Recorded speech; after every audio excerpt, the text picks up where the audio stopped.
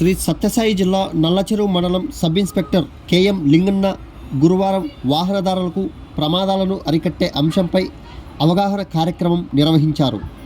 ఈ సందర్భంగా ఆయన మాట్లాడుతూ మద్యం సేవించి ఆటోలు నడిపితే వారిపై కఠిన చర్యలు తీసుకుంటామని హెచ్చరించారు. మద్యం సేవించి వాహనాలు నడపడం వలన నిత్యం రోడ్డు ప్రమాదాలు జరుగుతున్నాయని, వాటిని అరికట్టడానికి మద్యం సేవించి వాహనాలు నడపరాదని తెలిపారు.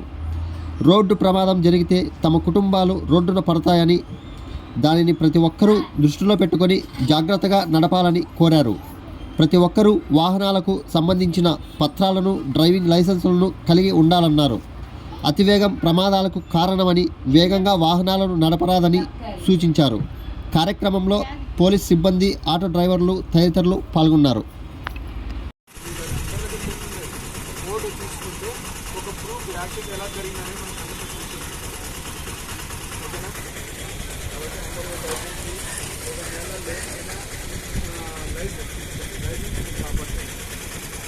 ఇప్పుడు కఠినకరమైన ముందు ఎలా ఉన్నా కూడా మీరు చూసారా, మా ఏరియాలో ఆటో బండి పర్మిట్ పడిపోయింది. అది ట్రాక్టర్ 10 లక్షల బండి ఒక చిన్న ఇన్సూరెన్స్ లేదంటే